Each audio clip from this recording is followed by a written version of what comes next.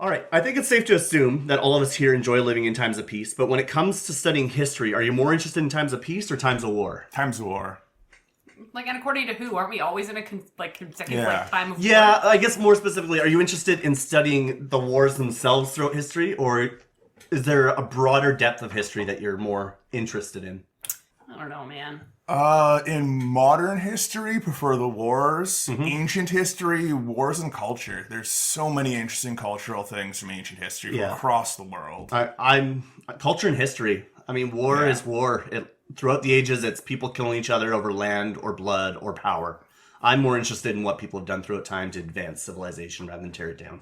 All I can think of is Romeo and Juliet, where it's like, peace. I hate the word. We'll get to that.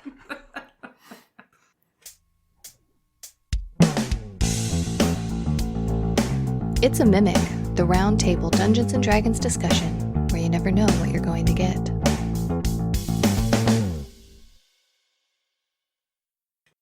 Welcome to another episode in our conversation on classes. I'm Megan, and with me today are James and Brad, and this episode is called Clerics, an Affinity in the Divinity Vicinity. Wow, well done. You nailed That's it. not bad. I think this is the first time I've heard it done in one go. Yeah. Very Didn't even welcome. stumble. You think I'm a professional or something. All right, we previously covered the life, light, and nature domains in our first Clerics episode, which started off with a breakdown of the regular class features and level progression. In our second Clerics episode, we went over the knowledge, tempest, and trickery domains, as well as the sections in Xanathar's Guide to Everything, which encourage players to consider their characters' temples, keepsakes, and secrets. We then focused on the more morally ambiguous domains and looked into the war, death, and grave domains, and went into quite a bit of detail on homebrewing pantheons.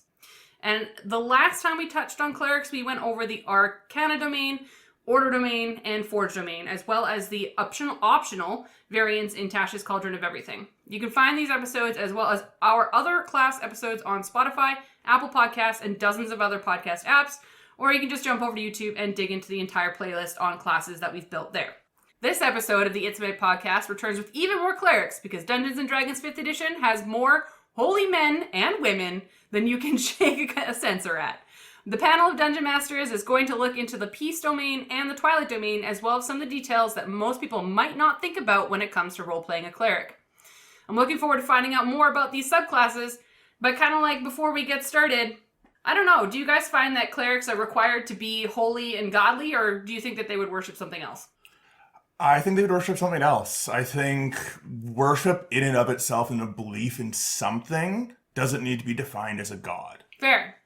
I think in the world of D&D, where you have defined pantheons, though, and the source of the power is divine for clerics, whether or not you define them as gods or how you want to define, the greater deities or bodies in the world of D&D, I feel like the clerics need to draw their power from that.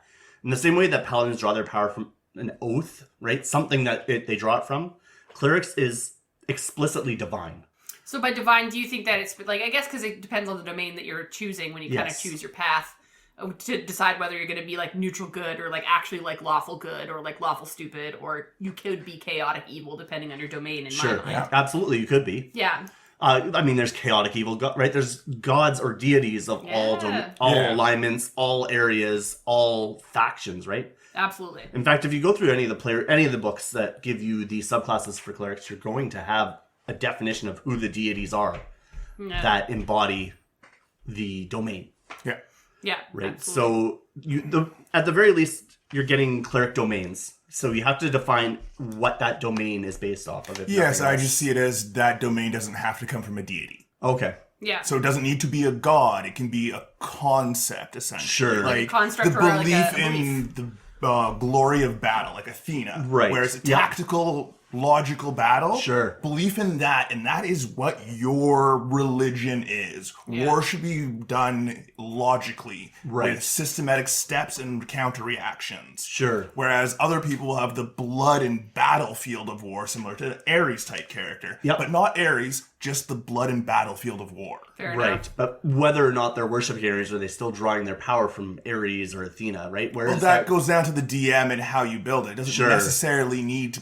Because those gods are born from concepts themselves. Of course, yeah. So that concept of war bred Athena, bred Ares, and they're pulling from that power to give to others. they're an intermediary at most. All right. Yeah, I kind of like that. We're going to get down to like those kinds of details as we go through the episode today. But before we get too deep into pantheons, gods, goddesses, and all that kind of history good stuff, I'm going to give everybody a quick rundown and a recap of what a cleric actually is based on the regular PHB. And then we'll kind of like dig into and have some of those fun, great arguments that I know we're going to have today.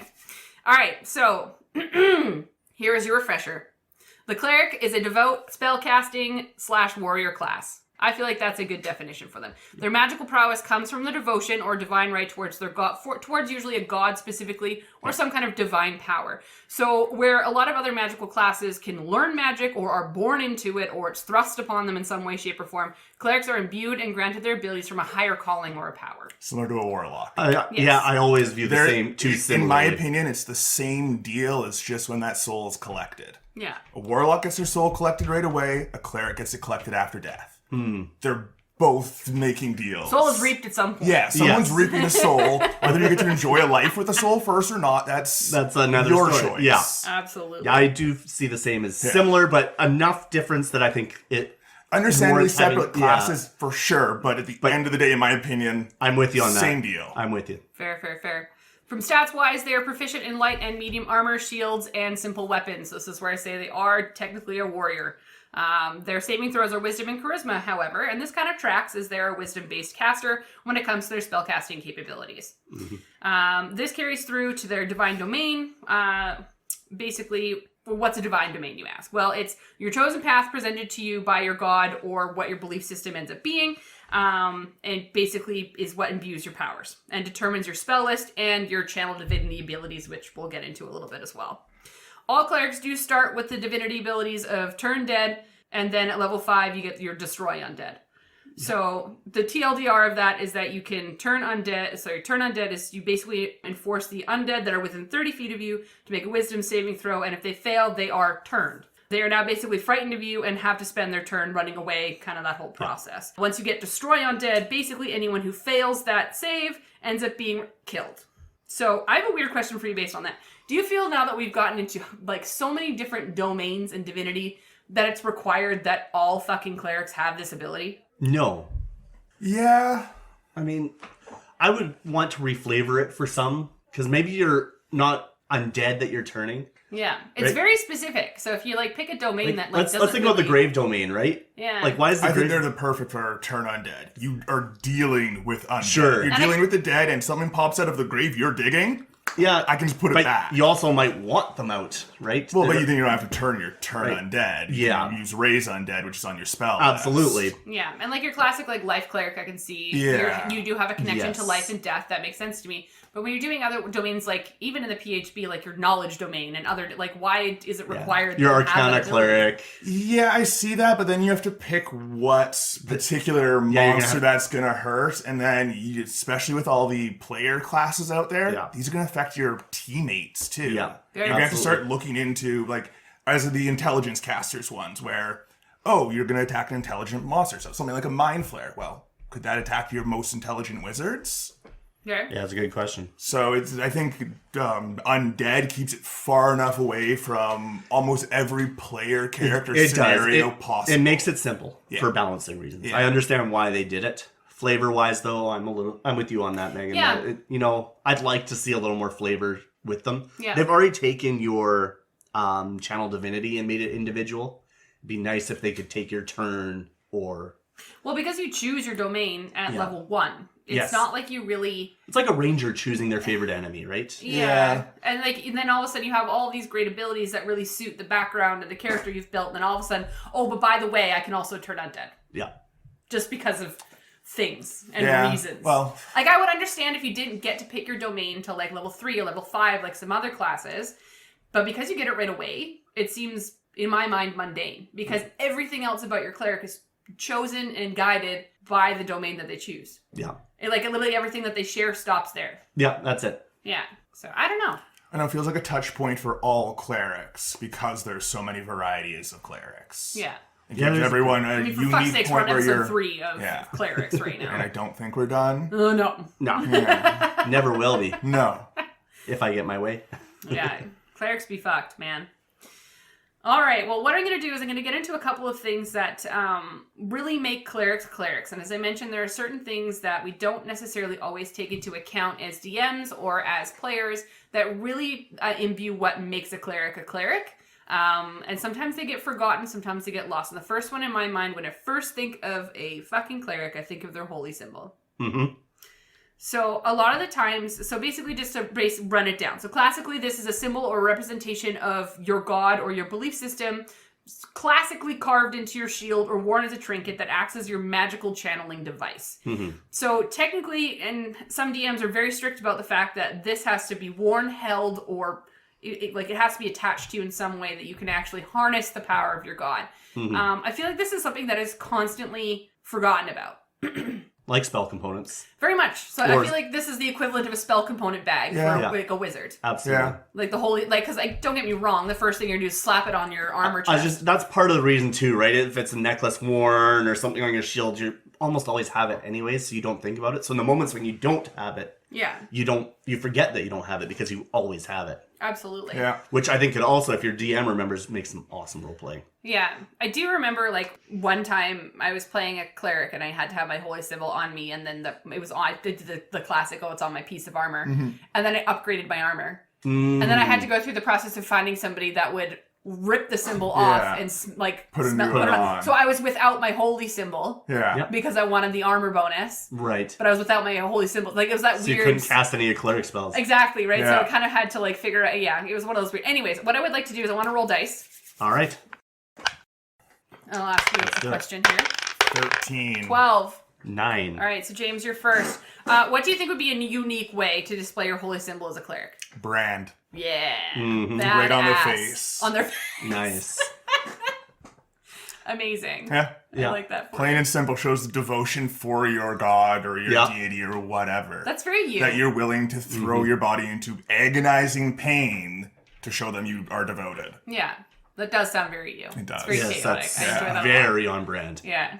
For me, I was going to say tattoos. I'm a big tattoo person. Everybody knows. I've got a million tattoos all over my body already. And every tattoo I decide represents something about my personality or what have you. I am a person that does that. Mm-hmm. So when it comes to a cleric, I would love to see like one of those. You know how like they've got the tattooed monks and stuff like that? Like I would love to see that on a cleric. That like every holy battle they've ever won or whatever, they've got like this imbued on their body, right? And then they would have to go through the fact, just imagine them getting captured and then they have to like, they just carve their skin out to get rid of their holy symbol. Right. Yeah. Or a fallen cleric that all of a sudden has scars all over his body because he was removing the holy symbol. Yeah. Would be a really cool character to build, I think. Very cool. Right? Yeah. What about you, Brad? I pictured a birthmark.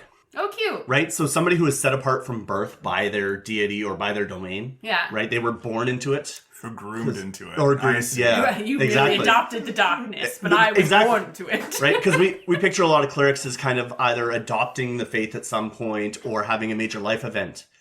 Or choosing it. Or choosing it. Yeah. But if you were born into it, like maybe you're because of this birthmark that you have, you're actually considered to be the chosen one of your domain. Right? What player character doesn't want to be the chosen one for their domain? See, as a DM, I would do as soon as that character steps like on the straight and narrow path they have to be on. If they put a toe over, they lose all their power. Absolutely. I don't care what level they are, and I don't care where they are. Because the god chose them, I'll give them extra power at the beginning of the game because they are the chosen one.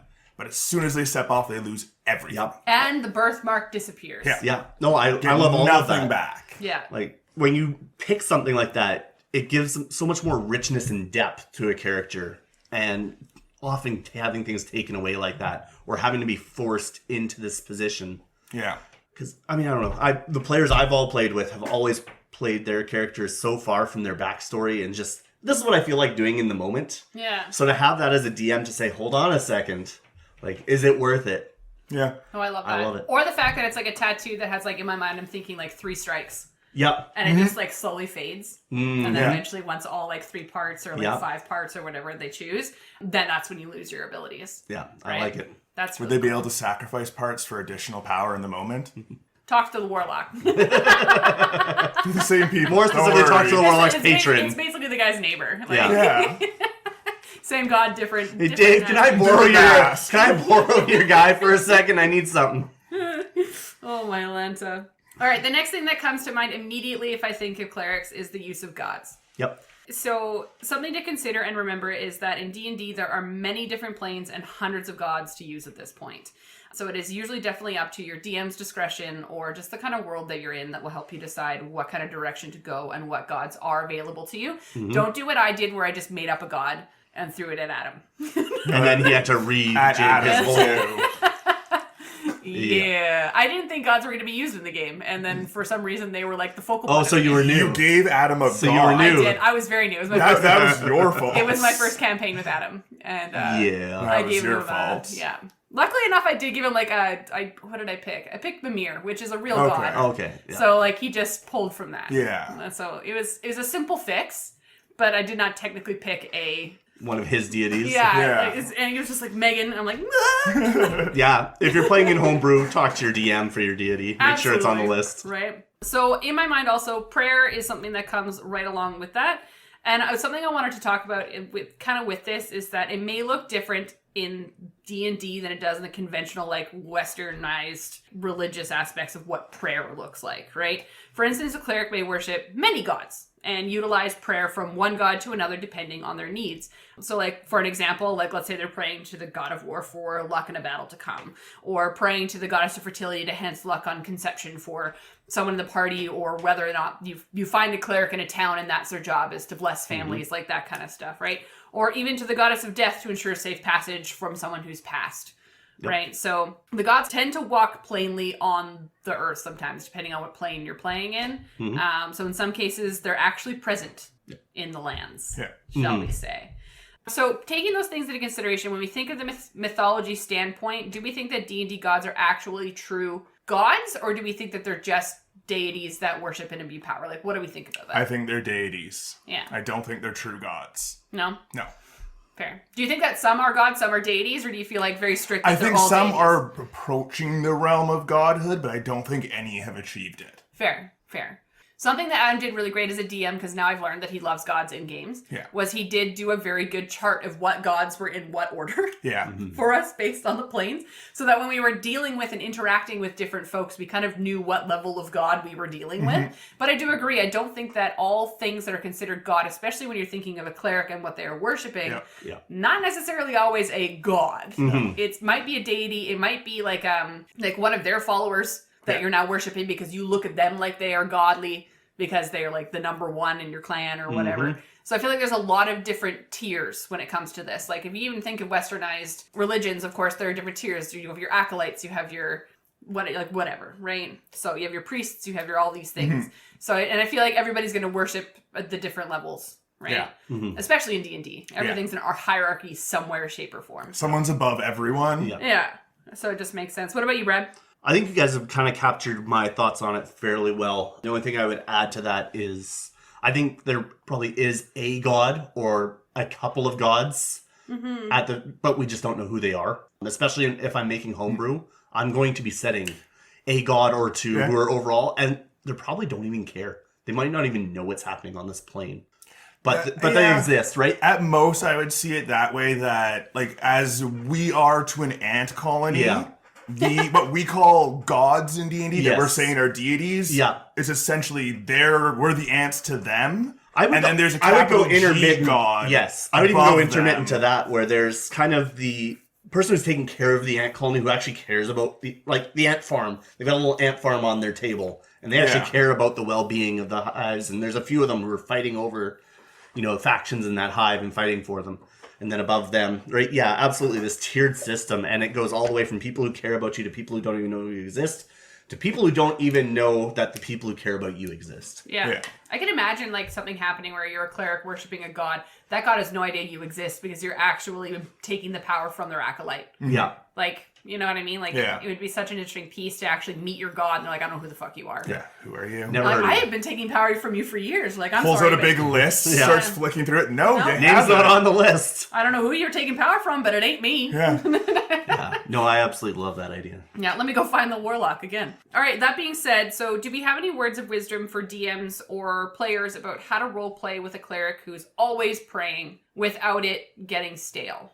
Your method of prayer. Yeah. For me, like, yes, you can kneel down, put your hands together, and say a few Hail Marys. Or, as we were talking about, like a war cleric, your praying may be in battle. Yeah. You only pray by the actions of fighting, by the actions of killing another. Yeah. Yep. So you're like, it's been a long time since I've had a duel. So I Yeah. haven't really So prayed instead to of the my God in a while. barbarians starting the fight in the pub, it's the war cleric because they haven't, quote unquote, prayed in a week. Yeah. Yeah. So they start their fight to get that blood for their god. Yeah. Blood for the blood god. I fucking love that. Skull for the skull throne. Exactly. My Atlanta. I've played clerics before, and I do recommend, to your point, that your prayer will look different. Okay. I always go the artistic route. So I've had clerics that will do morning prayer, but it's in the form of song. So every morning everybody wakes up to the music of the cleric singing, basically, instead of your trumpet and horn or what have you. And then anytime they're praying, they do sing kind of thing. So I've always been required to bring music Yes. Right.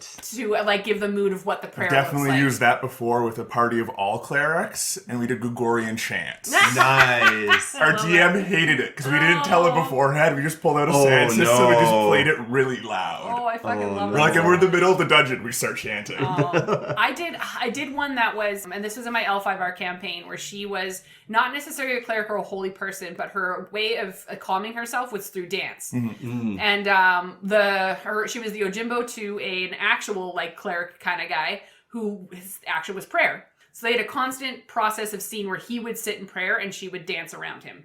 And there was one time where we had a full-on scene where there was a burning building with undead fucking Maho shit. And he sat down to pray, and my character just danced around him. And I was like, this is the weirdest scene we've ever played That's out. fantastic. So, but And yeah, did the deities come to your aid? Oh, absolutely. Yeah. 100% they do. Always. That's the thing. Always. What about you, Brad? So from a DM point of view, if you have a player who's constantly praying, one, if you can, put some midweek if the rest of the people are just zoning out. Two, gods don't always answer prayers. Deities don't always answer prayers. So those prayers can go unanswered. And they may have to escalate. Maybe it's just a shout out at first and you realize, oh, maybe I gotta like do some sort of sacrificial, be it maybe I have to sacrifice an animal, maybe I have to sacrifice something that's important to me and burn it, or I have to do some other ritual, right? Yeah. I mean, human history is full of different religious rituals in order to get the attention of gods, right? It could be self-flagellation. It could be a oath of silence, right? It could be, there's a number of ways that you could do that. And perhaps your player has gotten so comfortable and so used to just being able to show out a prayer. And all of a sudden those prayers aren't as effective as they used to be. And they've got to step it up, step it up, step it up. And the bigger the request, maybe the bigger the sacrifices that they have to make. Yeah. No, I think we've done a lot of ones where, to your point, where the prayer they don't answer. I'm going to say like maybe out of the many times I've prayed and or even used the spell to get like hear from my deity, never fucking gotten it. Yeah. I've gotten it once. Woo! And it was probably one of the best times to ever get it. Oh, I love that. It wasn't our all-cleric campaign, and we had just finished fighting a war. We killed enough enemies to go from level 15 to level 20. Oh, good God. Okay? Yeah. And then another army shows up. Our DM was trying to kill us. So we used our talk to our god to ask for a favor. Our favor was simple. It was, just let us pretend we had a long rest so we can level up. And our DM's like, okay, that's not going to work. And it worked. Yeah. We had a 10% chance, and it worked. I love that. He was so mad because we just started opening the ground around his army. We're like, yeah, no, it's over. Yeah. We've That's won. awesome. We have our spell slots back. Yeah, we have Crack our spell the slots ground. back, and we're level 20. And we got now. 9th level spells. Boom, all done. And we're like, we Yeah. won't even use the other channel divinities. Don't even need 'em. We don't need them. No. We don't need 100% God help. We're That's just awesome. gonna fuck shit up. Yeah. Fucking love it. That said, if you do have a player who is a cleric, let them at least talk to somebody. Yeah. And, like maybe Or a the feeling. upper tiers aren't going to respond, but there's got to be somebody who they're drawing their power from that's good. Yeah. Because if you're playing a cleric and you never hear from your god, Don't necessarily need to hear back in No, the way I'm thinking not of it. in words, Like, but- so they pray to their god, they haven't heard. Yeah. But when they go to the next town, the priest of the town comes out of the church and Yeah. gives them a bit of food. absolutely, And yeah, doesn't say exactly. anything, doesn't add more to it. Just gives them a bit of food because their god said they were coming through. I was gonna say, You and were for a expected. cleric, that would be hearing from your god, depending on But the relationship this they is have, more for right? the player to figure out Sure, they're hearing from absolutely. their god. It's not a, here, your god said, here's some food. Yeah. And that's why you don't have the preacher say anything. You just have them give something and walk away. That's Nice it. little I dig it. Very cute. All right, so talking about the concept of prayer, we're going to add a little bit to this here, because sometimes we did speak to that you can't communicate or connect with your deity. So in a campaign, or you do. So let's talk about a couple more details about what it's like and what that actually looks like for characters being able to communicate with their deities. Because what we're talking about right now is that the easiest way is through words, through prayer, or through visions, or through dreams. Like, that seems to be the most common thing that we utilize. And sometimes omens, shall we say. They might not be easily recognizable that that's what's coming from your god, unless you're a DM who's like, your god has said, you don't want to fucking do this, don't be an idiot. So, that being said, besides a divine message in a dream, what is an interesting way to convey a god's message to a player character? So, you kind of already brought up one, but are there any other creative ways you guys think? As you said, omens are really good. Like, you can look at our current religions, like the burning bush, an angel descending that sends people into madness. Stuff like that. And you could, the concept of an angel sending people to madness, that the god doesn't know their power on the mortal mind. So they send something and they realize they hurt your whole party. So instead of actually helping you what they were intending to do, they just heal you guys up and get the hell out of there. So your god showed up. It was going to help you, but it fucked up. So was that your god to that cleric? Or was that the warlock's patron? Who showed up? Now you have those two arguing over. And if you're playing with sanity. Oh, I like that. I like the idea of like what you were mentioning about how walking up to a church and the priest comes out with a welcoming gift. But that church is a different god. Like, I feel like that would be a very different weird thing. It's like, okay, well, is that my god communicating through another god? Especially if it's a church that is antagonistic to yours. And like being, and if they would recognize that or take that moment to absorb that, that would happen. I think that's really cool. Other things I thought of was, because I'm big on tattoos, I thought the idea that the tattoos will sometimes come from, instead of being visions, you'll get tattoos that you'll wake up and suddenly there'll be a new tattoo on your body. Okay, that'd be cool. And then you have to decipher or figure out what it means. Like, it's just a symbol, or it might be like it might even look like the shape of a city that you're supposed to go to. It's not going to be the scrolling text from the intro of No. It'll be like Where's my a car text on his shoulders so he can't read it himself. Or it'll have like a... No regrets. Yeah, or like you prayed to your god to find out what direction to go, and you wake up and you have just like a compass with like a north on it. A broken compass, Like, I just think that would be really, really neat. And then I think like after like... once it's been solved, or you've acted on what that message was, the tattoo fades away.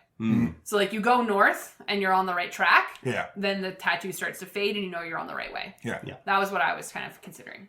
I like the fact that you have it disappearing there too, because you're not going to get led right to the point. You're just going to get pointed in the right direction. And if you're not going in the right direction that you've asked, it's going to stay there until you go the right direction. Until you turn around. And that's where you get those permanent weird tattoos. It's like, and they're like, that was the time I asked my god for something and I just said fuck no clue what it was. No thanks. Just showed Screwed up. that one up. Another interesting one I just thought of, that a way that you can know your god responded is that they take 10% of your value. They tithe the church for 10% of your earnings. An unwilling tithe, or a willing tithe, because you asked your god for help, but not he's directly taking offered his compensation for that help. Sure. I like the idea of using prophets and parables and things like that, right? Somebody's going to come to your party, speak a prophetic word, not necessarily say they're from the deity, just come and tell you this thing, and you either have to decide whether they're crazy, whether they're somebody who's been sent by an opposing deity to try and send you off track, or if it is from your deity based on what they said. And there's a good chance that even if the word is from your deity, it won't line up with what you think it is. And the person telling you doesn't know. No, exactly. They're only giving a message. They don't know the source. They don't know. No, they just know they need to say this thing at this time. And they're going to speak in ways of parables, right? Stories, or it's going to be broken. So it's not going to be obvious. It's going to be a puzzle that you're going to have to figure out. Hi, everyone. It's me, Megan. And I've infiltrated the guild house with a very good friend of the podcast, Casey. That's me. That's you. That's you. We want to let you know about a giant summer special that we're doing right here on the It's a Mimic channel, and we're super excited about it. We're gonna chill out during the peak of summer with some wine, a microphone, and a special kind of monster that the regular podcast has never addressed before. And I feel like they're making us do it because because it's us, and we'll make it great. We're gonna make it good. We're gonna make it good. It's gonna be big, bold, and absolutely ridiculous. And probably slightly inappropriate as we continue to drink. Absolutely. We will be providing pairings of wine, so please follow along and enjoy. So join us every Thursday for the next 7 weeks and uncork a bottle of your favorite vintage. Because D&D is best when you're relaxed, laughing, and enjoying some fantasy shenanigans with friends. And wine. And wine. And wine. Cheers, my guy.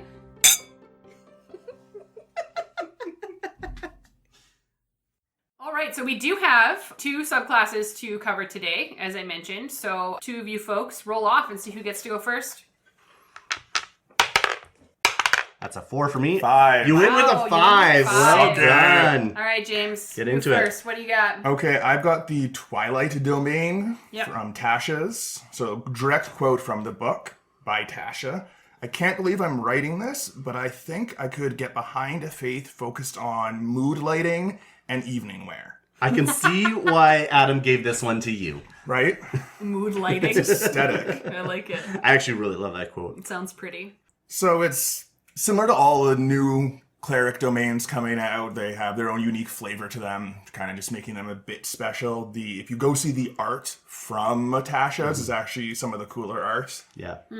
So with the Twilight Domain, you example deities that are in the book. From Eberron, you get Boreal, Celestian from Greyhawk, Dolorar,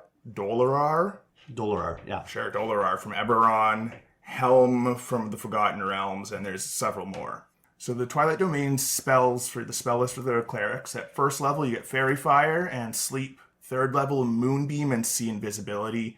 5th level, Aura of Vitality and Lehman's Tiny Hut. 7th level, Aura of Life and Greater Invisibility. And 9th level, Circle of Power and Mislead. Okay. Those line up mostly. For the most part, they seem what Twilight would Yeah. entail. The Circle of Healing was kind of the one that stood out as being a little... I'm not going to say it shouldn't be there, but it I wasn't... think it's taking the idea of the rest and relaxation you get going from the workday to the evening. Yeah, I can see that. Mm-hmm. I think that's the idea behind it at the very least. So you get bonus proficiencies with martial weapons and heavy armor, which is quite nice. Heavy armor. Heavy armor. Heavy, yeah. Dope. Right? So there's a few of the abilities for this class or the subclass are actually really good. So you get the Eyes of the Night, which gives you dark vision out to 300 feet. Okay. And you can cast that on the number of people equal to your wisdom modifier, minimum 1, that are within 10 feet of you. And you can share that dark vision for 1 hour. And you can't do this again until you take a long rest or spend a spell slot on it of any level. Oh, so you can build a spell slot to keep it going. It's very handy. We have a Twilight Cleric at our party right now, No. and it's the most handy thing. Do they have to stay within 10 feet of you to keep it active? They just need to be within the casting, and then activate they it, can move? And then they can go off and do Perfect. it. But the fact you can recast it with any level spell slot is that's very super cool. powerful. Mm-hmm. Especially for up to your wisdom modifier, average cleric 3 to 4. At least, yeah. So your whole party plus an extra. Yep. Mm-hmm. It's been a hoot. Yeah, I imagine. Thanks, Casey. And then the next ability you get is Vigilant Blessing. You give advantage to one other person you touch, including could be yourself as well, on initiative. So, all right. nothing super special. It needs to be planned out for it to be used wisely, but still not a bad thing, especially if you're just giving it to yourself. Is that on demand? Yeah, there's no limiting factor. It's just once per combat. Nice. Yep. Yeah. That's awesome. So the second level, you get Twilight Sanctuary, which you can apply for within a 30-foot radius, so 60-foot diameter. You can apply this for up to 1 minute until you're incapacitated or dead. Whenever a creature, including you, ends its turn in this sphere that you create, it grants one of these 2 abilities, either temporary hit points of 1d6 plus your cleric level, or it ends one effect causing charm or frightened. Okay. So pretty handy, especially that d6 for earlier levels, and that charmed and frightened, that's pretty good for late levels. And that's your channel divinity, right? Yeah. Yeah. That's part of your channel divinity. So then you get Steps of Night at 6th level. So as a bonus action, when you're in dim light or darkness, you can magically give yourself a flying speed equal to your walking speed for 1 minute. You can use this a number of times equal to your proficiency modifier, and you regain it after a long rest. Nice. So 4 times a day, basically. Yeah, 4 times a day you can fly for a minute. Yeah. Which is and increasing as you super level up. handy. That's and in dim pretty cool. light and darkness, Yeah. which sounds a bit like a good. limiter. It's going to help you in dungeons, right? Cross that pit trap. But you need to be in dim light or darkness. So throwing a large hat over your head to block most of the light or a blanket to make yourself in darkness, you can now fly. Little flying I like the blanket, idea Casper of the having Ghost. the giant like Just sombrero. giant sombrero blocking all light from falling on you, and you are now in dim light. I and suppose now so. you can fly. That's how I would try to push it at the very least. As DM though, I'd be like, Yeah, you know what? DM, I'd give it to them. Yeah. You know what? If they thought that hard Yeah, if about they it, thought that hard and went out of the way to buy that hat in game, I would give it to them. you'd be like, I would really like a parasail as like as an object. Use a DM's like, why? It's like, I just want it. Just want it. First day of game, you're like, And oh, all, Yeah. I and get all it. your other players are going to be looking at you thinking, this guy's definitely a vampire, right? kind of Yeah, Mary exactly. Poppins. Definitely a vampire. And then you'll just start floating down Yeah. somewhere. a Mary Poppins, y'all. Yeah, fucking love it. You get Divine Strike at 8th level, so 1d8 radiant damage, and at 14th it goes up to 2. Twilight Shroud at 17th level, so it gives you and your allies half cover while you're inside the unique area. That's super useful. Super useful. Super powerful. I mean, a lot of people don't play enough with cover. I was gonna say, like, I don't think I've ever really played in a campaign where like but half if- cover and cover were. But if Only you're with using Adam. this ability, it's definitely going to come up, right? I guess so. And boom, It's there's your plus capstone, 2. though. There's plus 2 to your Yeah. AC automatically for everybody in that area, yeah, Yeah. I guess. right? That's not nothing. I guess. Adam's one of the few DMs I've played that's cared about cover. Yeah. But like, how often are you like fighting an army with bows and arrows? Yeah. Like, you know what I mean? Like, a lot of the times you have your big bad that you can't stay in your cover for to be able to hit. Exactly. It'll help your backline. Yeah, I guess so. But like, Right? again, like, how Yeah. large is your team that you're going to have a back line of archers and the rest of you running forward? Yeah. Like, it's very, in my mind, it's very specific. It is level 17, though, Yeah. so it is for the scenario where you are pulling an army against the big bad. I guess. I don't know. I'm not convinced. I'm not convinced of it either, Yeah. but And that's your level 17. that's your capstone. that's your capstone. So it's nothing special for capstone, Yeah. but for the most part, clerics, I believe, are kind of lame at capstone. They are That's true. But they're fairly powered throughout Yeah. till there. Yeah, they're very like front loaded. very Yeah. front loaded on Yeah. the clerics. I mean, you get your domain at level 1. You get a majority of your abilities or, cleric special abilities by 2nd level. Yeah.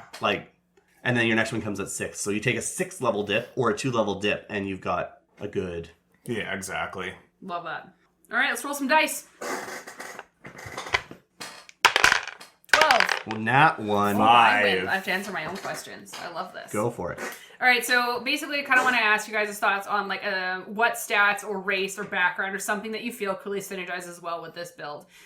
For me, I would really love just to pick any kind of race or class that can't fly Yeah. and give them the ability to fly. Yeah. I love that. However, I do also like the idea of picking a character that can fly, but then when shrouded can now fly an extra distance. Do you feel like would it add on top?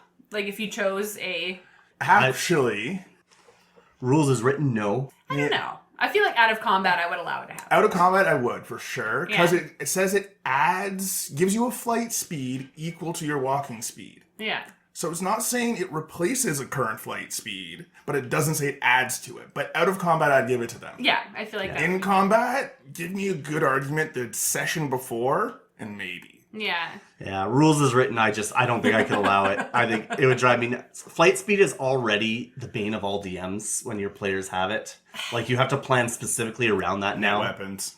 Yeah, you do, but you just have to Pull it out of the sky. You have to specifically plan around Yeah. it. Why not just take a tabaxi and now you've got a 40-foot fly speed? Like, Dope. if that's what Yeah. you want. But I mean, at the same time, like if you were to be like, oh my god, I would multi-class this into a monk. Yeah, I was just thinking the same thing. Oh my god. You have so Fuck. much fly speed. Throw some haste on you before you get your fly kick off. Yeah.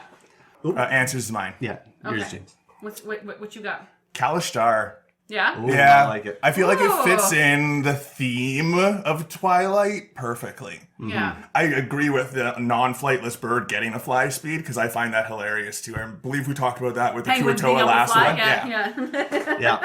Yeah, but out of the non-flying ones, I would do Kalishtar. Okay. Similar, I'm going Kenku. Okay, yeah. I love the idea of like this crow raven-like character. They can't fly, right? They don't have a fly speed, so now you can finally have your flying Kenku. But 2, like you're going crow or raven, you've got the blackness of the character, the darkness, the twilight of the character built in. Yeah. I just find the flavor of it is really in line. And then also the mimicry, right? About that time of Twilight, you start to hear the birds chirping, right, as they're settling down for the night. You hear some strange sounds. Here's your Kenku playing into that, right? Throwing these strange sounds out, these echoes out. I also like that weird flavor of, like, yes, they're a flightless bird, but, like, because you worship this god, it's like, I will give you the ability to Exactly. Yeah. And so then now you have, like, a clan of probably Kenkus that are worshiping. Oh, absolutely. They would come from a whole temple of just Kenku. So now you just have a bunch of Kenkus wearing sombreros. So that they can fly. All right, next question that I kind of want to ask you guys is, in our opinions, what are the strengths of the class when it comes to being able to roleplay this subclass? I like it because you can play, either go super light and super positive, or you can go the super dark and super, like, darkness side of it. Or actually play straight and narrow down the center. Yeah. So it can be. I feel like I would want to play one that had like a weird personality split, where during the day they were one way, like during dawn they acted one way, and then during twilight they acted one way. And then because they're technically called Twilight Domain, they can only pray at twilight. Yeah. I think would be a very fun way to flavor role-playing this class. Again, we talked about ways to introduce different ways of prayer. Yeah. That's one way I would introduce prayer for this one, is that I would give specific them, day of time. I'd also give them the ability to know when the sun is setting and the sun is rising, no matter where they are. Absolutely. So they'll be in the deepest of the deep dungeon, and they're like, oh, sun setting, guys, give me 5. Yeah. And they can sit down and have their prayer. Yeah, I and someone's like just that a like, lot. should we leave the cave? Like, are we leaving the cave now? It's like, oh, we shouldn't. Let's wait for How morning. long have we been here? Oh, 8 hours? No, we've only been here 6. It's 2 more hours before sundown. It's been 6 hours, and I will let you know when it's nighttime. I'll let you know when it's time to go. Someone's like, it's lunchtime, and you're like, no, it's 9 a.m. Yeah. Come on. Come on. Do better. Get it together. But they're going to be very smug about it, Oh, too. 100%. Yeah, absolutely. I love that. What else do you have, James? For me, just a very vapid personality. Like, they just float through the world doing their own kind They don't fly, of they thing. float. They Yeah. float. Yeah, Constantly. absolutely. I love Yeah. that. What about you, Brad? For me, I would want to play, right, Twilight is this time between day and night. So I would, if we're going to set it, say, in the Forgotten Realms, you have Lathander, who's the god of the day or of light, Yeah. right? And you have Lolth, the god of night, right? So having this, they aren't necessarily to either deity, but both, and trying to draw the best aspects or the most beneficial aspects for them in the moment from whichever deity they need, right? You would play it true neutral. Absolutely Yeah. true Yeah. neutral. Yeah. Interesting. And it would be very much, they would actually be almost like how people try and play a warlock to draw power from a patron and try and put them against each other. I would be doing that with these deities, right? Which one of you deities wants to be the one that I worship and the one whose name I prophesize? I would do it the other way. Which one of you wants me to not bug you? Yeah, there you go. There's the other I option. will piss you off until you give me the power. Yeah. Or he can give me the power and I can piss him off. Yeah. Oh, yeah. Play them against each Play- other. Absolutely play them against each other. That's the way I would want to be doing it. Every 5 minutes, God, God, God, God, God. Oh my god. Here, take what you need. Go bug him. Okay, thanks. Get over here. Yeah, I fucking hate you. That's awesome. As a DM, that'd be so fucking annoying. Yeah. Like, You oh. could really play with, as a DM. I would do it in messaging too to my DM. Oh, yeah. So one God would be a text message and the other would be like a Facebook or a Discord message. Yeah. So I can just harass them. Oh my god. Like, that's a table of DMs where we're like, how best can we harass each other? Yes. Yes. Absolutely. Oh, Well, the game itself That's is the fun of it's the D&D. meta is really why we do it, isn't it? Yeah. fair. This is why we play. Yeah. Absolutely. All right. That's it. Brad, what All do you right. got for us? I am bringing you today the Peace Domain Cleric. Peace. I hate the word. Yeah. Yeah. Sounds So boring. How boring it is to be not peaceful. as boring as you think. Let's get into it. All right. So the quote from Tasha's is, "Have these peaceful clerics even considered that they're subverting the most holy system, one where bad decisions coincide with the teaching power of pain?" Okay. That's- You have my attention. Yeah. Keep going. It's good. So, Peace Domain clerics kind of see peace as being the central tenet of life itself. Nations and communities thrive when they are at peace, not when they are at war. Okay. That is the belief of a Peace Domain cleric. In order to maintain the peace, however, clerics of this domain are not afraid to do whatever it takes to stand up to those who will try to oppress peace or destroy peace. Okay. So they will do whatever it So takes. they're the end to the mean type. Exactly. We Very commit much war so. crimes. Yeah, So we will- they don't commit war crimes. Exactly. Okay. Fair. Whatever it takes to establish peace, we will do it. Their day-to-day activities see the overseeing of treaties, Or maybe like in a court, right? Settling arguments or disputes. Yeah, imagine them as like a court carrier. Like a cleric. Yeah. Or not, yeah, like a court-style cleric, not a worshipping-style Yeah, I'm a cleric. Right? courtier. Clerical. Yeah, I'm not a warrior, I'm a cleric. Exactly. Yeah. When it comes to the battlefield, the war clerics of the peace domain will use their magic to assist those who are fighting for the side of peace. Okay. Right? They won't be the ones to pick the fight, but the moment that fight is picked, they are on full force to make sure it's ended as quickly as possible. Interesting. To restore the peace. Okay. So let's look at some of the subclass features that you get as a peace domain cleric. As all do, you get domain spells. So your first level spells, you get heroism and sanctuary. Fair. Third level spells you get are aid and warding bond. Fifth level spells you get access to are beacon of hope and sending. Seventh level, aura of purity and Autoluke's resilient sphere. And at ninth level, you get greater restoration and Rari's telepathic bond. So I have a feeling there may be a couple spells in here that people are not super familiar with. Yeah. Let's look at Autoluke's resilient sphere. Please do. That's the one I wanted to know I was about. like, what is the sphere? It sounds exciting. Tell me about it. Sounds like it hurts people. Yeah. So basically what it does is it encloses a creature of large size or smaller, and any unwilling creature has to make a dexterity saving throw. Otherwise, they're enclosed for the duration. So they're basically imprisoning them. You won't keep the peace. I'm going to lock you away. Fair. Would that be considered a container? And can I fill it with a 5x5 cube of water? No, because the container is bigger than that. Okay. Okay. Yeah. I'm glad they checked. It's not a Pokeball. It doesn't shrink down to a size. It is basically it's just a sphere that is large enough to contain the creature. It does not give a size to it, just a range. So Yeah. So technically a medium creature. large creature or smaller. Okay. Pretty cool spell, but yeah, not one that you see a lot until. No. I think it may have actually been introduced in Tasha's. I should have checked that. I feel like it was because I haven't heard of it till No, now. I haven't either. It sounds very Tasha's-esque. Yeah. It does. Yeah. Anything jump out as not fitting in or seeming strange? It just seems very weak. Yeah. In my mind. Like aid. Like, get out Yeah, of it here. seems like Get a the very... fuck outta here. Your aid shit. Aid is underrated. I know we've talked about, like, we did a couple episodes on, like, healing spells. It's not like, sexy, but it is utilitarian. At first level, the first ability you get is Implement of Peace, which gives you a proficiency in your choice of Insight, Performance, or Persuasion. Okay. Like, lines up, it's flavor, right? Yeah, it fits with And what it's gonna be good for social. Yeah. It'll be good for other situations, right? You're not getting a combat proficiency here, but you are getting some social proficiency. You also at first level get Emboldening Bond.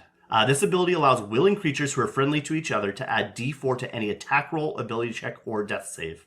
This ability lasts 10 minutes and can be used once per round. Okay. Okay. And you can do that with all your party So members? up to your proficiency modifier. Okay, yeah. And they have to be within 30 feet of each other to use this ability. Yes. Right? So if you step out of that 30 foot of each other, you're still bonded. You aren't going to lose that bond, but you can't use the ability? Can't Okay. add the modifier. Okay. But imagine once per round getting to add a D4 to any roll you want. It's not bad. That's pretty good. It's like basically blessed all the time. Yeah. Yeah. Yeah. And yeah, you can use that up to your proficiency modifier times per day. That's for not long bad. rest. So, Yeah.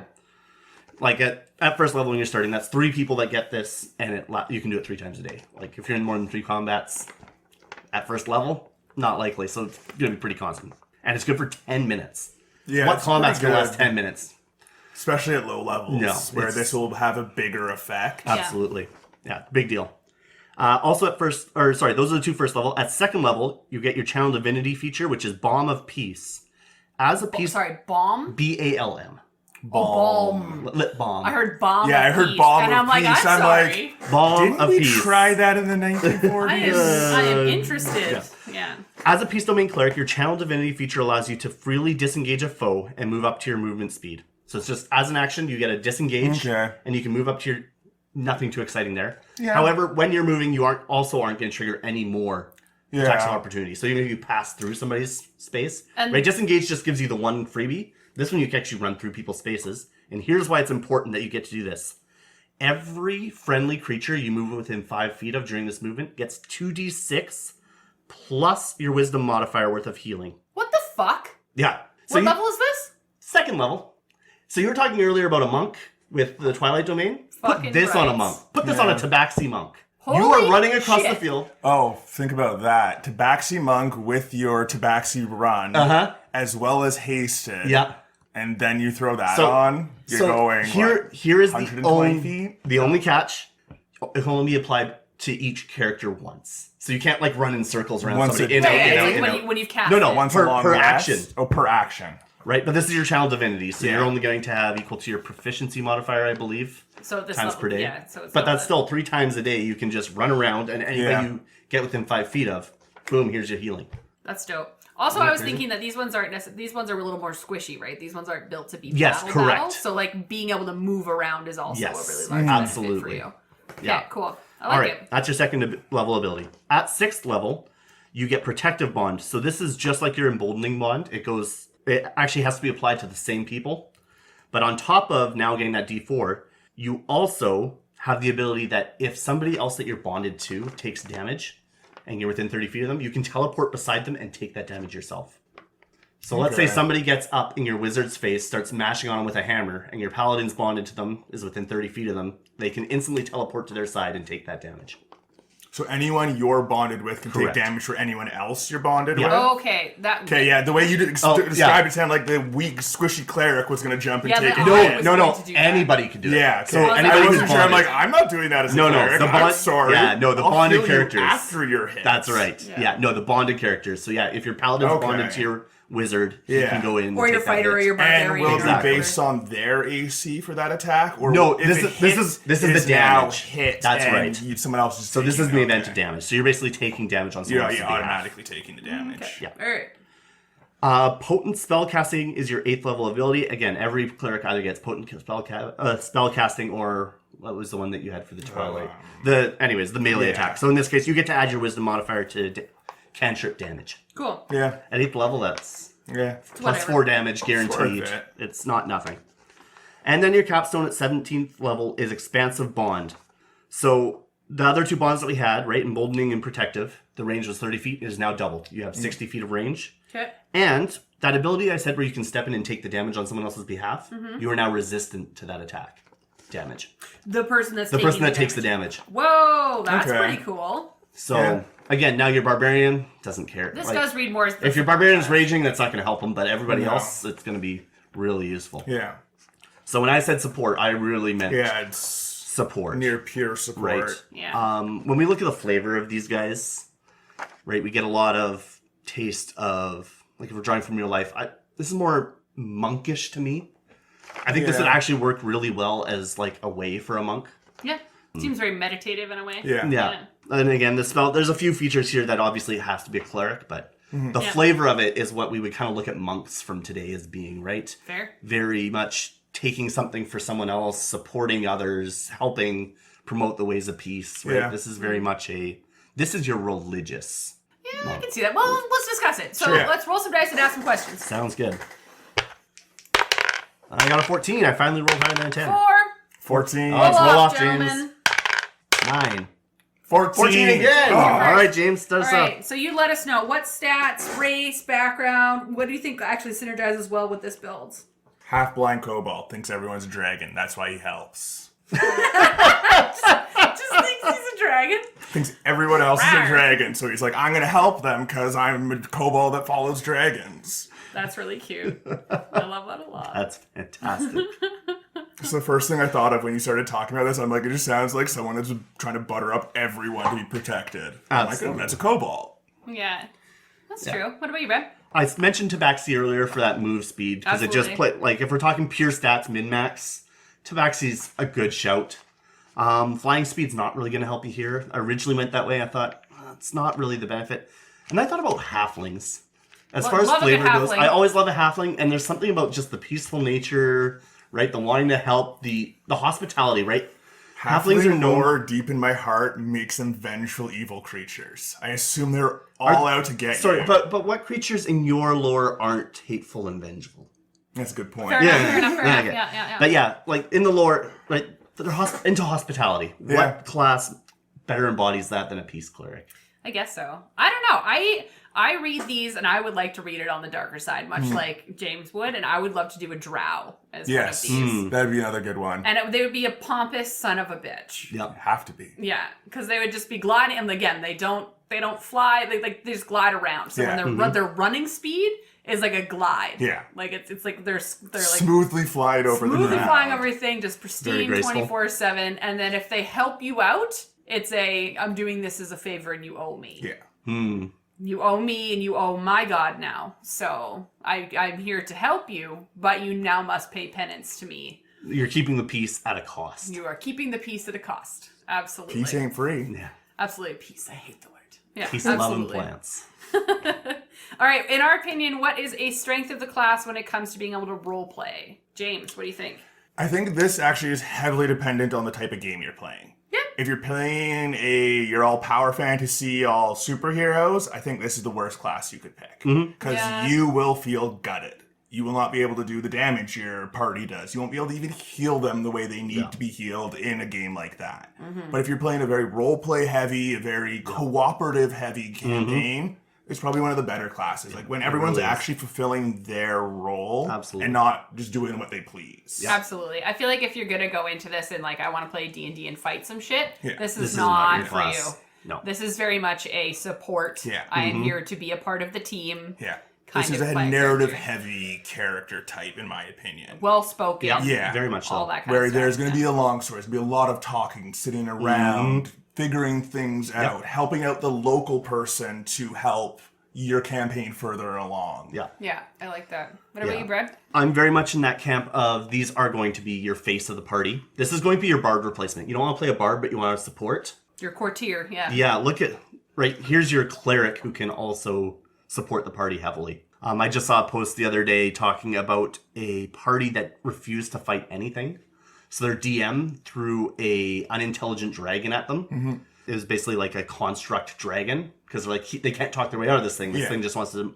So they just used the spell to bestow intelligence on it and talked through it. Yeah. Yeah. This is that character to me. Yeah. Right? At any cost, whatever it takes, we want to do this peacefully. If it breaks out into war, fine, so be it. We'll deal with it.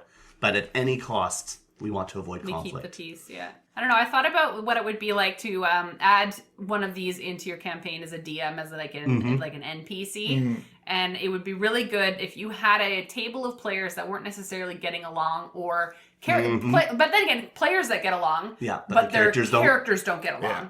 This would be a great introduction of just like this weird, peaceful son of a bitch that rocks up and is just like, "Oh, I'm sorry, I didn't realize there was conflict here. Would you like assistance with that?" And then also now there's this NPC that's constantly like, "Hey, you should stop fighting. Yeah. We're all here for the same common goal." Like they're that last moment of reason when you have two people yelling at each other from across the table. Do you go stoner or do you go automaton?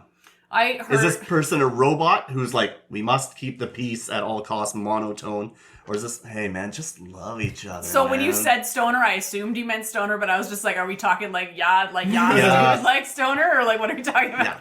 Absolutely, that's how I would go. I play like the hippie. Yeah. Yeah. Absolutely. Absolutely the hippie that just rocks up and is just like, I would "Just do calm it down." like the corporate businessmen that time is money. Oh, so you interesting. two arguing is slowing us down. Yeah. We can't solve this problem while you're running your mouth. Oh, so I stop like it. running it. Let's get back to work and you two can kill each other later. Yeah. Off Okay, my so time. Flip a coin, bitches. Yeah. Like- How about take a Warforge and have them be the prime directive? Ooh. Yeah. Right? This is purely, I'm programmed to keep the peace. robotic side of Yeah, it, yeah. right? Where I have to follow the rules of peace. I can't stray from it because I Yeah. physically cannot. Yeah, I love that. All right, I'm sorry, others. What are some potential oversights or mechanical imbalances that you feel? As I said for the last one, it's the type of game you're playing is probably the biggest imbalance for this class. Yep. Yeah, absolutely. It's either everything or nothing. Yeah. It's going to be the class for you. Nice thing about it, though, is you know if this class is for you or not. Like, you're going to take one look at the abilities here and you're going to be like, there's no way I'm touching that. Or, Yeah. oh, yeah, I want to play this. Yeah, it's kind of like when you read it, you're like, am I a charismatic person? Am I not? Do I want to do a lot of talking during this campaign? Do I not? Yeah. Is there going to be a lot of conflict that I'm going to be necessarily useful for? Yeah. And again, like I always look at the party dynamics where like a lot of that's these a big one. And a lot of these like it depends on the people that you're playing with. Like I know that if I sit down at a table with Dan, our characters cannot get along and we'll still have a good time. Yeah. Yep. Right? Like, and so, at the end of the day, do you want to be that peacekeeper for your group? Yeah. Because you're going to be. Yeah. If you're playing You one of absolutely these, are. right? Yeah. So you have to be that person that's able to look at a conflict between two playing characters and be able to like infiltrate yourself in there somehow. But like mechanical wise, like I feel like this one had a better level 17 cap than Twilight very did. much so. I feel like But everything else in it, I felt like Twilight was fairly a little more front loaded. This Yeah. one had a little bit of a This prize is a at the back. end. This is a backload for getting in Yeah, there. I prefer the Channel of Divinity for this guy though. That 2d6 plus your Wisdom modifier healing, especially like I yes, said. it's good, but if we think like my concept of it is that the average cleric has a 30-foot walk speed. Yeah, Yeah. We're often more than 30 feet apart. exactly. So those 2d6 healing aren't going to help anyone who isn't within those 30 And that's feet. why when I immediately looked at this, I instantly said, I'm going to multi-class this character. I'm not going to play this character as 17th level. In fact, I'm probably playing a monk, maybe a Way of Mercy monk. Yeah. And I'm dipping 2 levels into this, Yeah. maybe. Like, you're either dipping 2 or 6. It depends on whether or not you want to also have that protective bond, Yeah. right? If you want that, you need a 6-level dip. Otherwise, 2 levels is plenty. Yeah, you don't need much to get the goods Yeah. out of this. Yeah. You don't really need much to get the goods out of a cleric. No, you period.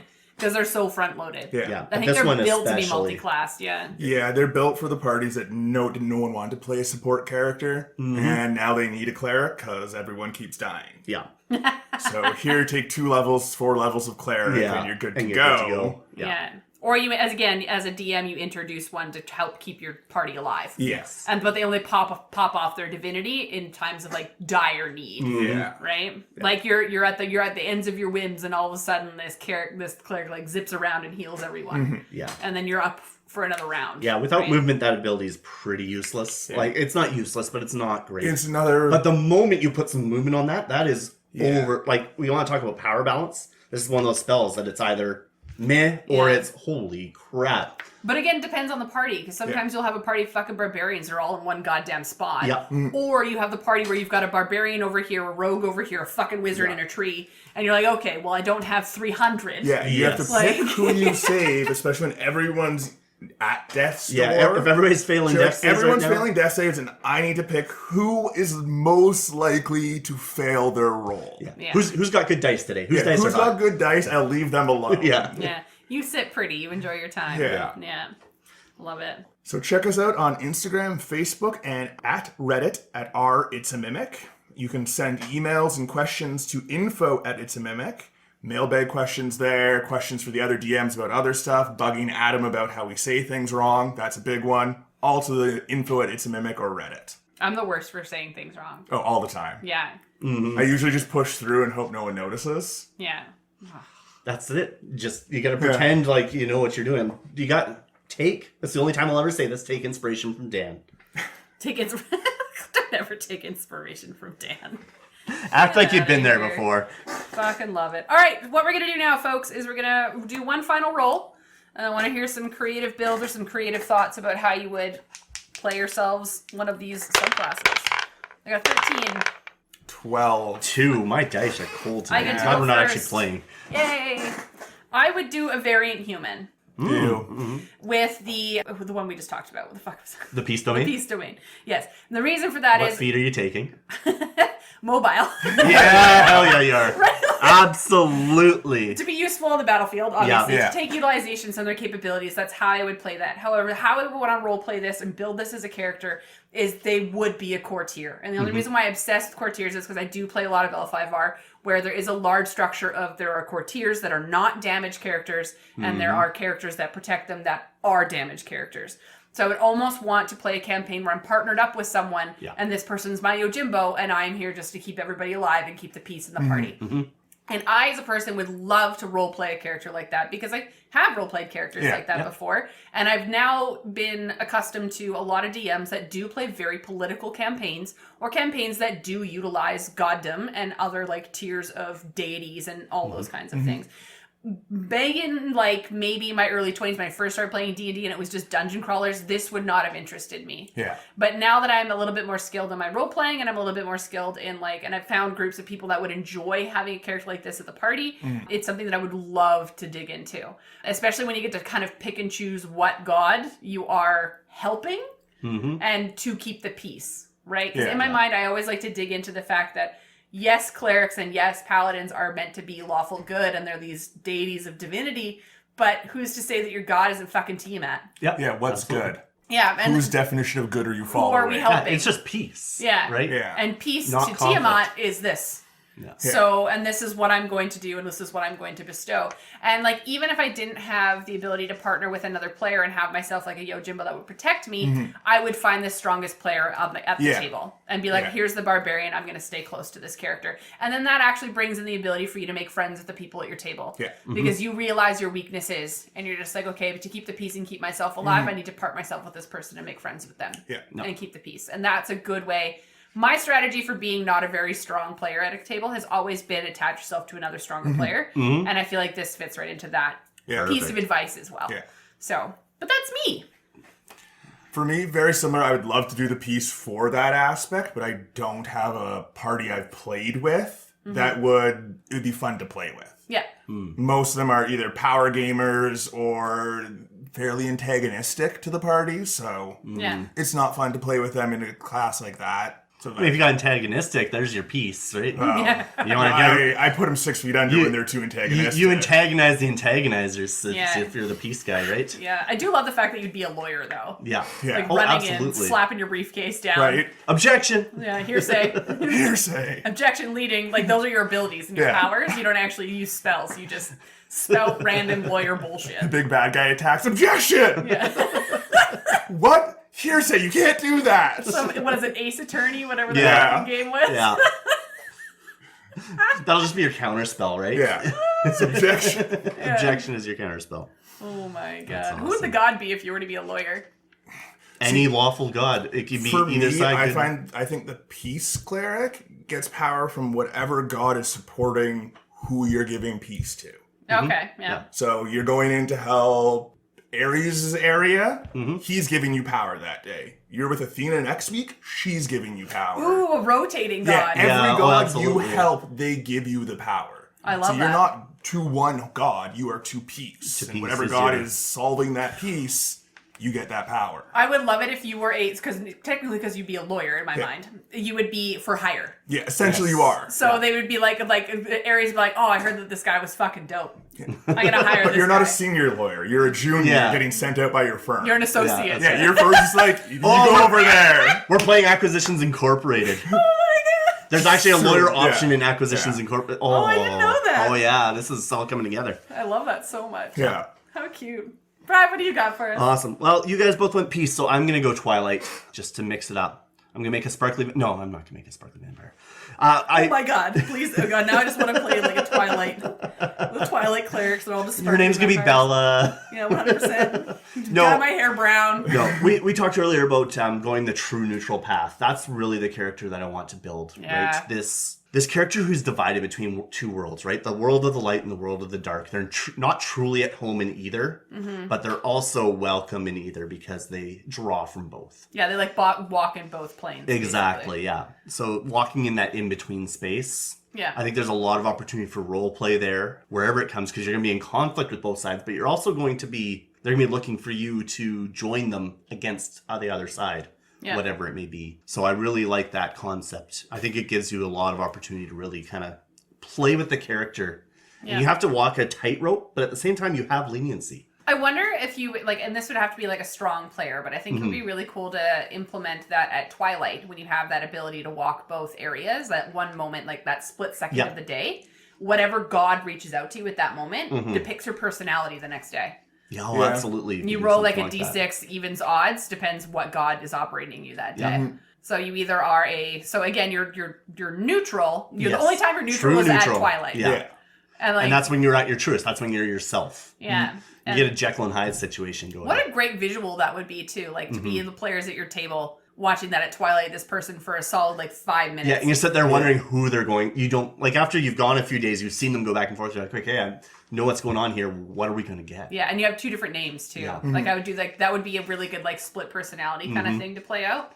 But again, it would take a very strong player in my mind to be able to pull that I would off. add the tattoo thing you were saying earlier, but have the tattoo change when that personality changes. Ooh. So it goes from like sunbursts on the side of the face to a moon on the neck. Yeah. So the party knows instantly Oh, yeah, what who they're personality it is. Yeah, But I it takes wouldn't. them time to realize. I this wouldn't mess with change. the party with that. Yeah. Like, for the first little bit, yeah, it's going to be confusing to them. But I would definitely let the party know, like, hey, you're going to get one or the other, and you're going to know who you've got. Yeah, so I'd give the party a visual marker so they can just say, hey, instead of saying, oh, who are you today, it's sun or a moon. yin and yang tattoo on your neck that changes. Yeah, it rotates or shifts. Yeah, that'd be fun. Yeah. Interesting. A lot of really good ideas this time, folks. Love them. That's why I love clerics. Like I said, there's so much flavor built into a cleric. Yeah, but there's also so much room to build your own, right? Clerics do a lot of groundwork. Yeah, it gives you that strong starting point, and then they give you a decent foundation to build a backstory off of. Whereas the others are like, build a backstory, and then here's your powers for your backstory. Yes, exactly. Yeah. They backload it, most other classes. Yeah. Well, that being said, what are some like final inspirations or thoughts that you guys might have before we kind of wrap up on clerics today? One big thought for me is both these, I'm not saying as a new player don't use them, but they both feel more of an advanced player should be tackling them with a copacetic party. Yeah. A party that works well together, especially for the peace cleric. Or as a DM, very good use for making an NPC Yes. that's your quest giver or your peace. Or it would be good for the player that wants to check out a game with your party. So one of your friends wants to play, get the DM to make them a peace cleric and throw them in there. They don't have to worry about their killing. The party just gets extra health. Yeah. Fair enough. What about you, Brad? Any final thoughts? Like I said, flavor. Yeah. Inject your clerics with flavor. The class itself will define it. The subclass will define it, but there's so much room to play. Don't be afraid to. Yeah. I was going to say that the last thing that we talked about it a little bit earlier about the different kinds of gods, and there's hundreds of them that you can choose from. Don't be scared to, like, once you've chosen your domain, start looking into the gods that would run that domain. Yeah. Any deities that would run that domain. Do a little research on them. Do a little backstory on them. You might find a little bit of inspiration there to kind of give your character more of a personality, or like a little like trinket that they would carry that's very representative of that god. That's not necessarily your holy symbol, but is representative of that god's backstory, where they came from, why they're a god, like all these things.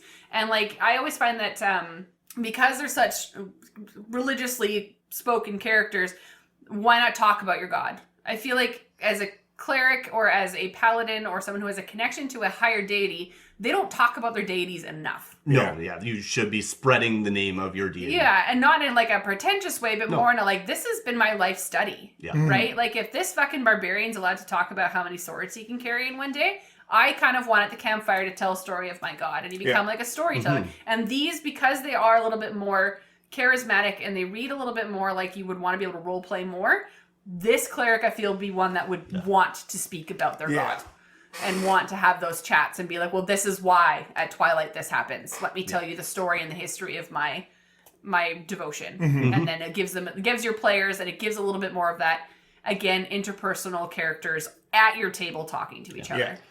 It gives you a chance to eliminate that. Okay, we're taking a long rest. Everybody mark up your sheets. Yeah. Hold on. Let's just take a minute and let's play some of this out. I'm one of those big, like, and I've done this to a few DMs in my lifetime where we've, like, retconned a moment where they're like, well, we don't really have to roleplay this out. And I'm like, no, I would like to see this role played out. Like, let's take a moment and really, like, dig into our acting skills, because that's why some of us are here. Is we want to be able to use our voice as for someone else for a half an hour. Let me fucking do that. Right? And let me tell you the story of my god. Let me tell you the story of why I'm this person today and why I'm that person tomorrow. Or let me tell you about my last court case that I didn't fucking win it, but let me tell you about it. Right? Like those kinds of things I think people forget about, especially when there's such roleplay heavy types of characters. If you want to play one, play it. Absolutely. As your DM, let them. One on that is know your table, though. Because if you're with a bunch of people who just want to fight, no one's going to put up with you role-playing for half an hour. Absolutely not. And you're not going to have fun either. No. No. No one will have fun at that table that day, so Party know your dynamics. audience. Awesome. So that's all for this discussion on clerics for now. We've got a lot more ground to cover with lots of other classes and subclasses. So subscribe and follow and check back regularly to see what inspirations and insights we have for you in the future. Next week, we'll be looking into another class with more subclasses than you can count. And that would be, the wizard. Thanks for listening to another episode of the It's a Mimic podcast. If you'd like to support us, we have a donate button on our website, www.itsamimic.com, as well as a store for some awesome merch. We also rely on word of mouth to get news of the podcast out there to the community. So please pass the word to everyone you know that we're available on iTunes, Spotify, and YouTube, as well as most podcast apps. Thanks again for listening to It's a Mimic. where you never know what you're going to get. It's a Mimic, the round table Dungeons and Dragons discussion, where you never know what you're going to get. Do you guys like playing clerics? No matter the subclass? Have you played clerics? Yeah, I've played a lot of clerics. To me, clerics are what paladins are to Megan. Yeah. Okay. They are my go-to number one class if I can only play one class. Yeah, Okay. Paladins are my number one, but if I Yeah. was playing another one, it would probably be Cleric, because they're almost synonymous sometimes. They're in my very mind. can be very similar. And Yeah. the other thing I love about clerics, one, you start with your domain at level 1, Yeah. and also on top of that, the flavor's built in. Yeah. And there are so many domains, you can build them in so many different ways. You could play clerics for 10 campaigns and not have the same character. Yeah, they're kind of like, they seem complicated at first when you start digging into them, but then it's like, oh, I've just have this character built with a personality already. You don't really Yes. have to put too much thought Absolutely. into their backstories, which is nice. Yeah. How about you? Every so often I played it, but it's not by any means my go-to class. Yeah. I don't like to play support classes. I will, especially when I'm playing with a bunch of new players. I'll Yep. play a cleric to make sure everyone lives. I like how you call a cleric a support class. At the Yeah. end of the day. Every time I played a paladin or a cleric, I've been like the fucking... Yes, that's how I play it the too. frontline but damage it dealer. is to be a support class. It depends on which subclass you pick. Well, Fuck yeah, there's that. a few. That's where I go. Go to Forge, go War. yeah. You got lots of options if you just want to mess somebody I up. just really like telling people what to do. Basically. Yeah.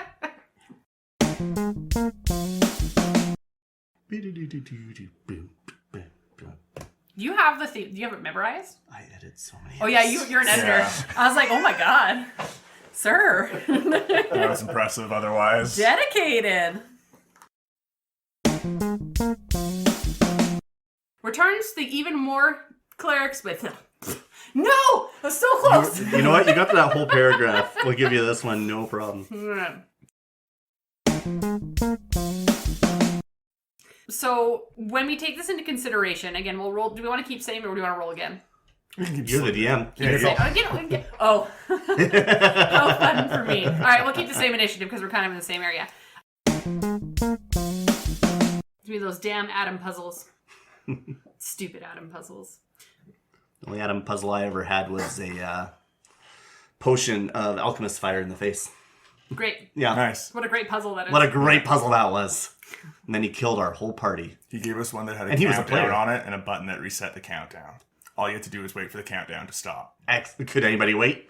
It took a few tries. It's like the Staples button. It was That like the easy. third or fourth try where we're like, okay, we might as well just wait because this button has done nothing but reset that clock. Mm-hmm. And as soon as we waited it out, the door opened. My and I internal felt like an anxiety would have idiot. died that day. I was dying the whole time. I would have just said, fuck this. I'm out. I let mostly other just people impressed there decide. wasn't somebody in your party who was just like, screw it. Hit it as many times as I can. It didn't. would just we go had like- people and it Yeah. just resets to the 30 seconds. Yep. Okay. all Just right. keeps resetting. Just imagine it adds 30 seconds. No, each time. it just You resets. stand there for now for 7 hours waiting for it to count Yeah, down. get my long rest in. Your entire session. Yeah, I love that. Anyways, commercial. What's that Disney movie with the 3 birds and the sombreros? I don't know, man. Yeah. Yeah, I couldn't tell you. it's an old one. Probably not acceptable anymore. So Yeah, fair enough. There's a good chance. That's usually how that happens, so don't worry about it. Thanks for listening. Bye.